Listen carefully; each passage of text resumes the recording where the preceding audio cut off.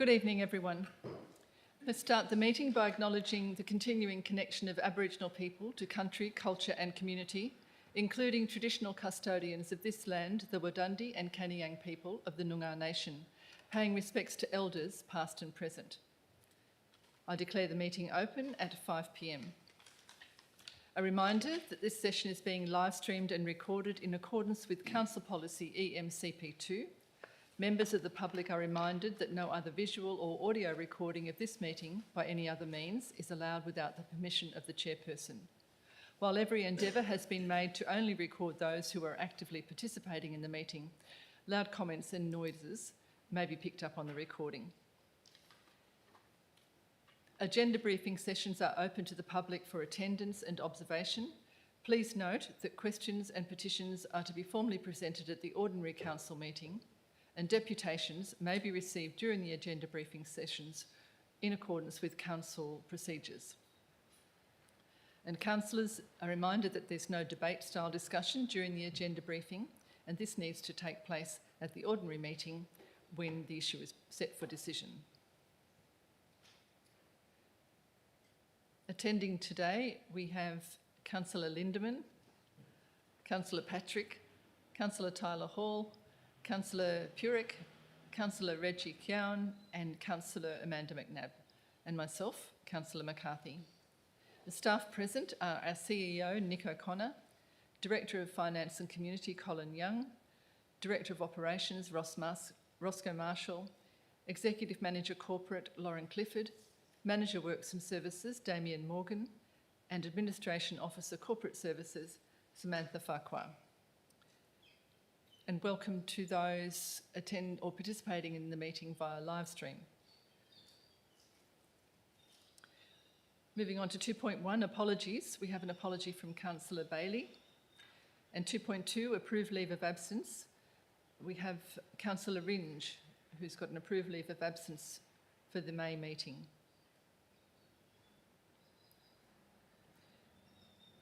Moving through to item 3, there are no announcements, and item 4, declarations of interest.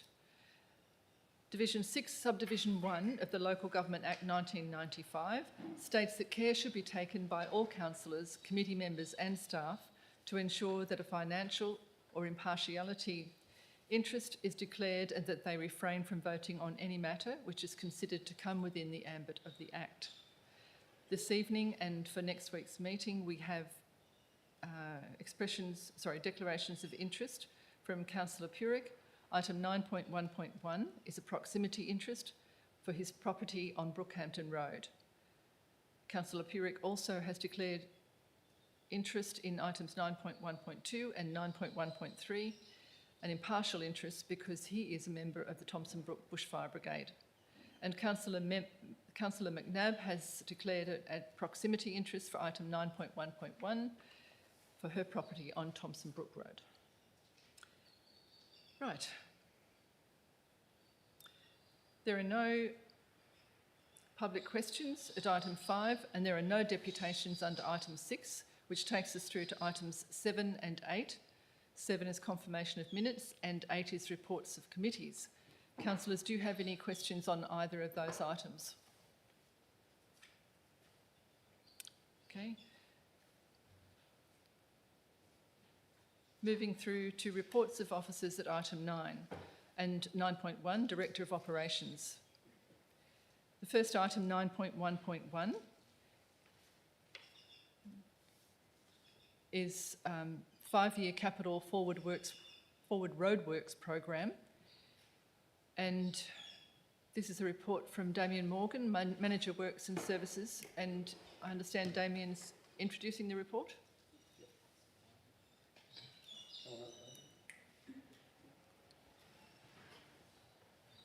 So is this the item that councillors have declared a proximity interest? And if it is the item, then I invite you to leave the chambers.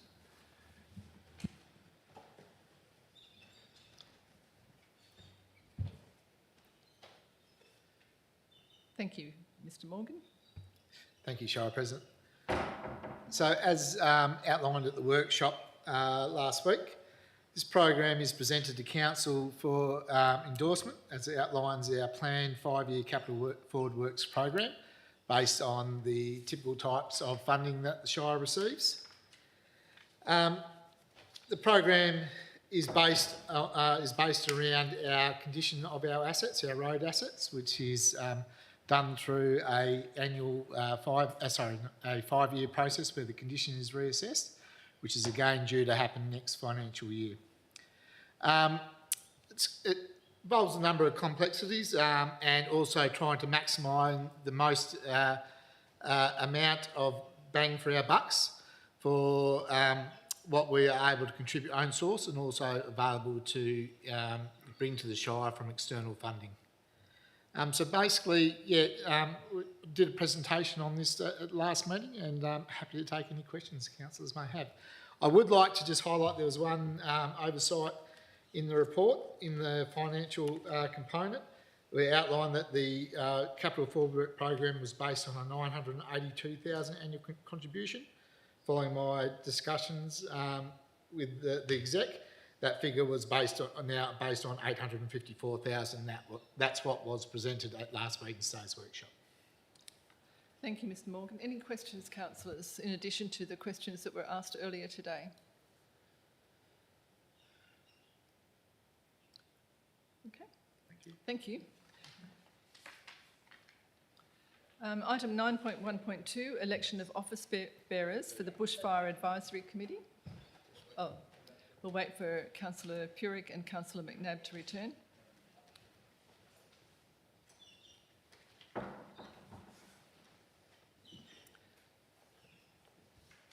Okay, item 9.1.2, election of office bearers for the Bushfire Advisory Committee. Do councillors have any questions? There's the next three reports actually, 9.1.2, 9.1.3 and 9.1.4 are all fairly procedural and relate to the Bushfire Advisory Committee, the authorisation of nominated fire control officers and the fire prevention order. Do councillors have any questions to ask on any of the three? Okay, moving into item 9.2, Director of Finance and Community. 9.2.1, Schedule of Accounts Paid as at the 30th of April 2026. Any questions, councillors?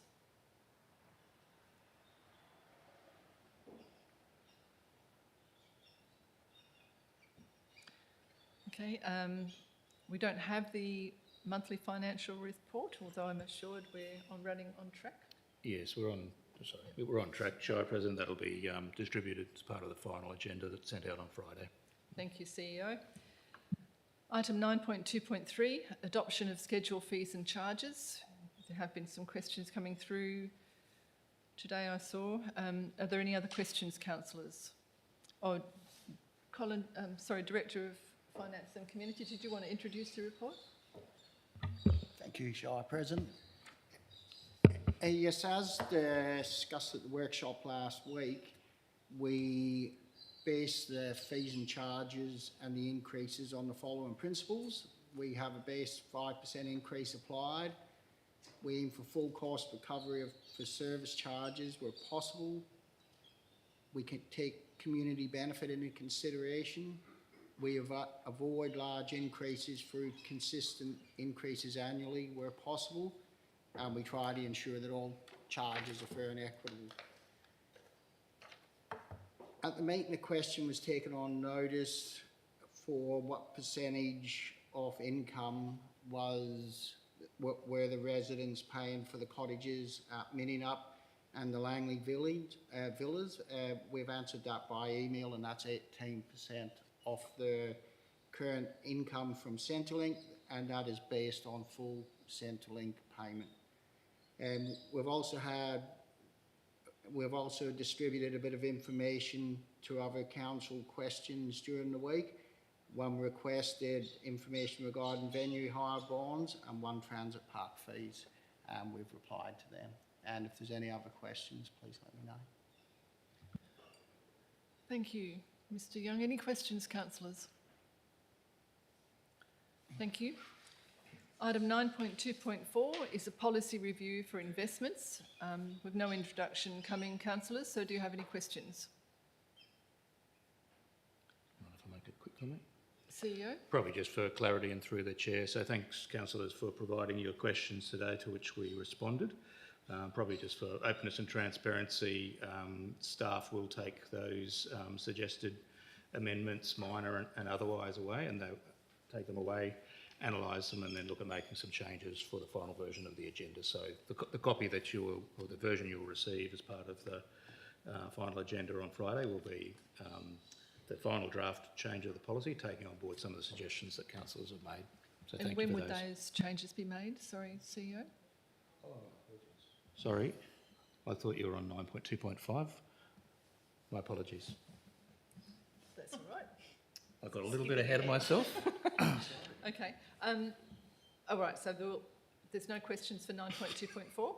We'll move on to 9.2.5. Policy review for community grants and donations. And we did get some excellent feedback from councillors that you will have a look at and amend.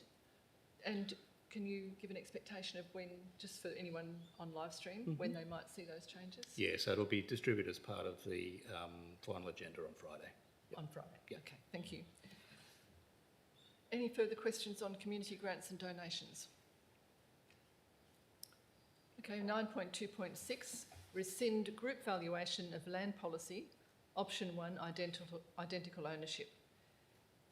Colin, as Director of Finance and Community, would you like to make comment before we go to questions? Thank you, Madam President. In essence, the group valuation policy does not align with Landgate's policy 4.3.1, which states that ownership can be either independent or common. Under current legislation, Landgate is the independent authority for determining property valuations, which also extends to group valuations. This means that council's involvement in the process is administrative only, with the decision being made by the Valuer General. It is requested that council rescind the policy to remove duplication with state policy, reduce administrative resourcing, and ensure ratepayers are directed to the correct governing body. And I'll take any questions. Thank you. Thank you, Director of Finance. Are there any questions? Okay. Moving into 9.3, the Chief Executive Officer reports. 9.3.1, the review of council policy, elected member allowances and entitlements. We're going straight to questions. We can go straight to question. Probably just make the comment. The only change here, councillors, was to make the provision for the payment of the independent members for the newly established Audit, Risk and Improvement Committee. And you'll see that the proposed appointments of those independent members is the topic of a report further down in the agenda. Any questions? Councillor Patrick. Thank you. Just one question for clarity's sake. So we're stating that the payment that's going to be made per meeting for the independent committee member was, the maximum entitlement allowable under the award of $1,200 or something per meeting? Well, yes. Okay, thank you.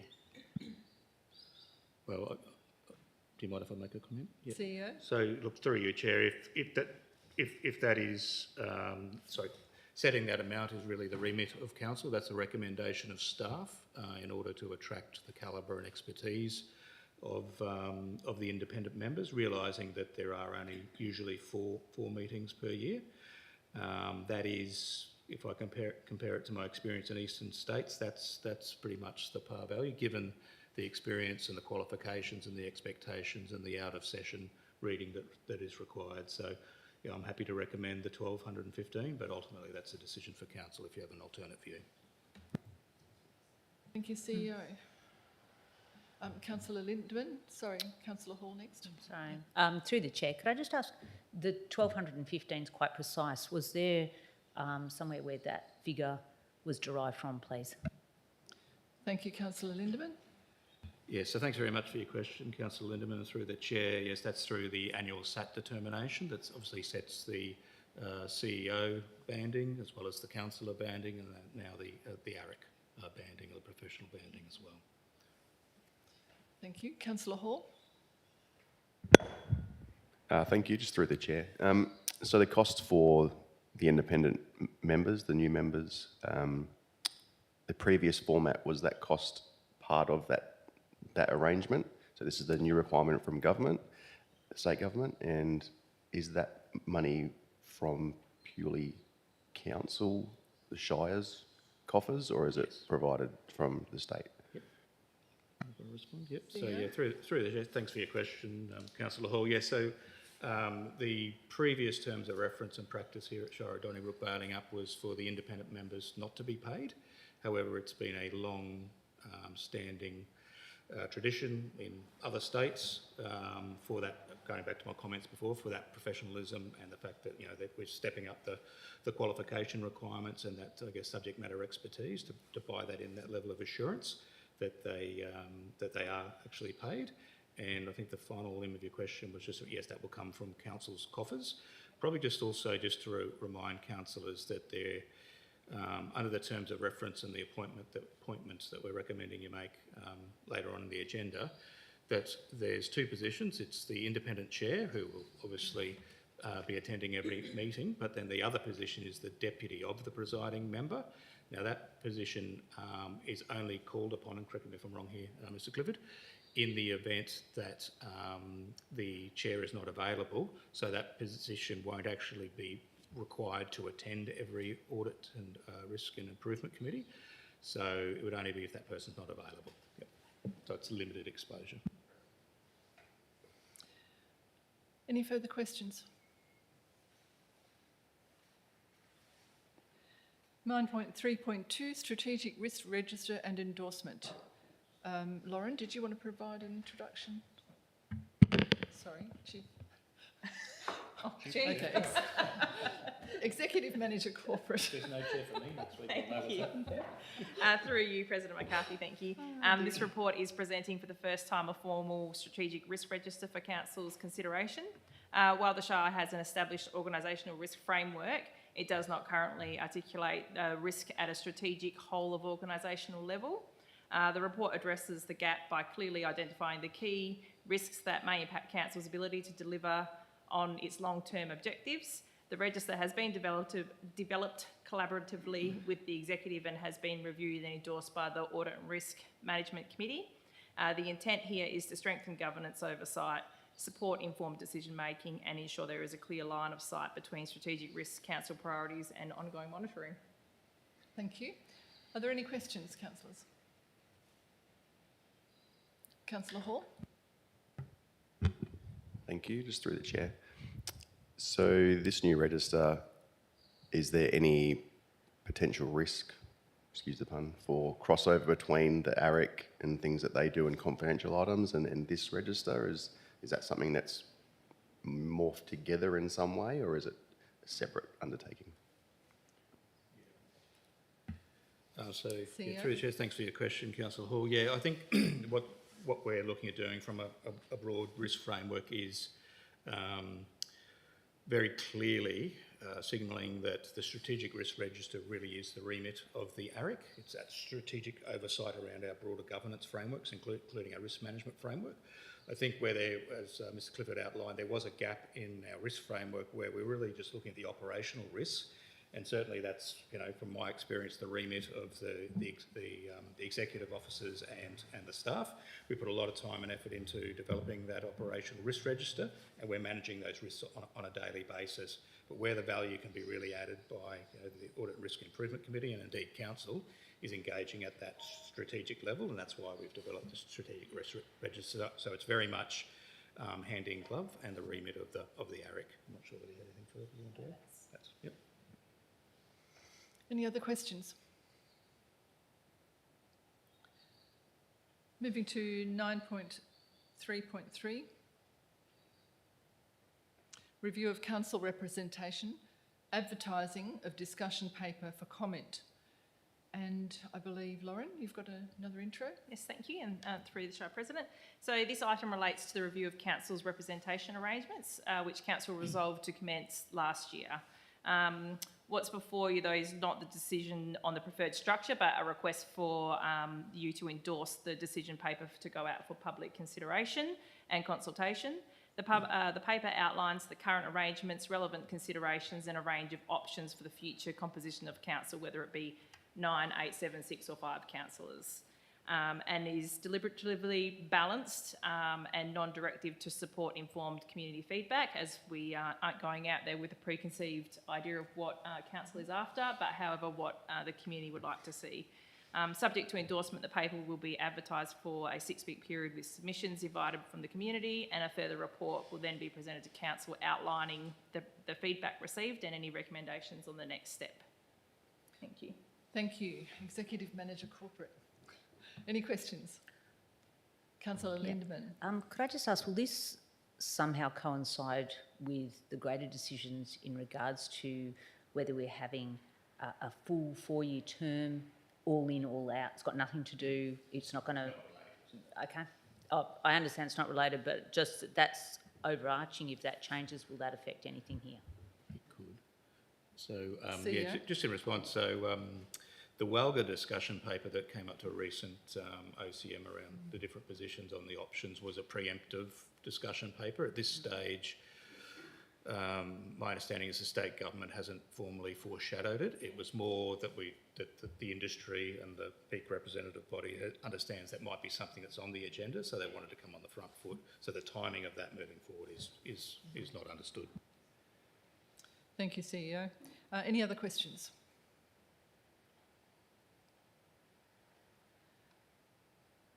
Moving to item 9.3.4, new policy, complaints handling. And CEO, are you going to comment on? Just very briefly, I won't do an introduction unless Mrs Clifford wants to do an introduction, but just very, I guess this is a really positive step in organisational maturity and governance. Council as being a public sector agency, having a clearly documented complaints process where customers understand their rights, responsibilities, but also staff understand what's required and the escalation points. It's broadly developed around administrative law principles around being able to be heard for a complaint or a request for action to be resolved sort of quickly as possible. However, for there also to be sort of codified escalation points, both from an internal review perspective, but then an external review off to the WA Ombudsman. So it's a really positive step forward. It's something that's been recommended, I understand, Mr Clifford, under recent audits and the reforms. It's a requirement, but it's also really good policy moving forward. So I commend it to you, councillors. Thank you. Any questions? Moving into 9.3.5, Council Plan for 2026 to 2036, endorsement to advertise for public comment. Executive Manager Corporate. Thank you, through the President. Your So this report presents the draft council plan for 26 to 36, and it seeks council's endorsement to release it for public comment. The draft plan brings together the strategic community plan, corporate business plan, and now the public health plan into one single integrated document, providing a clear long-term direction for the Shire and aligning with the community aspirations and the service delivery and resourcing.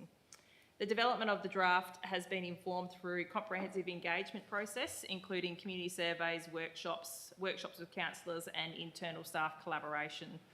I will note there has been some feedback regarding placeholder text within the document. That text has been intentionally used at this stage to indicate where the CEO and President messages will be included. The focus of the consultation is on the strategic direction of the priority projects within there, not the final formatting and the graphics and the narrative context, which will be refined following the community feedback. So at this stage, the purpose is to provide the broader community with the opportunity to review the draft and provide feedback before the plan is finalised and presented back to council for adoption. Thank you. Thank you. Any questions, councillors? 9.3.6, the appointment of the South West Development Commission, appointment to the South West Development Commission Board. Open to questions, councillors. And then 9.3.7, appointment of independent members for the Audit and Risk Improvement Committee. Are there any questions, councillors?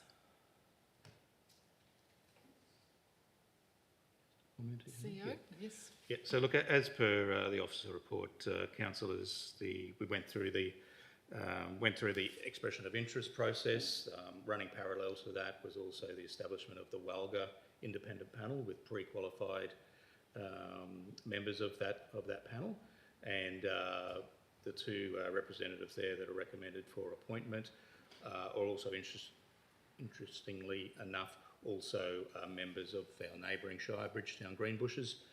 They're independent members of their Audit Risk and Improvement Committee as well. So I guess there's a tried and true and tested candidates for your consideration. Any questions? Okay. And then that takes us through to the items for which the meeting would be closed to the public. These are just tenders. So are there, before we do make a decision to go into public, does anyone intend to ask questions? I would just like to ask a question that I raised earlier in regards to the attendance of Rethinking Business as Usual. The attendance of a workshop called Rethinking Business as Usual, which I requested, and I need to just ask that it will be in the OCM, I understand? So I did, I'm may not just have put up putting with that on the record that that will be included, so it's an added item, is that right? That's correct, yes. So it'll be, just for clarity, councillors may or may not have read my email this afternoon that Councillor Lindeman has expressed an interest. I understand that the Shire President did send it out, canvassing expressions of interest to the Southwest Development Commission and the RDA and another body, IIF, Innovative Industries Funds, holding an innovative forum at the Capel Marron Farm in a couple of weeks' time. I have sought some guidance from Mr Clifford on the procedure and requirements around this, and we'll need to pass a council resolution. However, I've also re-invited councillors to nominate if they wish to attend, but there will be a short report going up as part of the final agenda on Friday. Yep. And that also involves usually councillors or a nominated councillor to provide some feedback at our next OCM, do a report. So if you have an interest, please pass that on to CEO. Any other questions on that one? Even though it's not on the agenda yet. And do councillors plan to ask any questions for the confidential items? Well, there's no need to close the meeting to the public.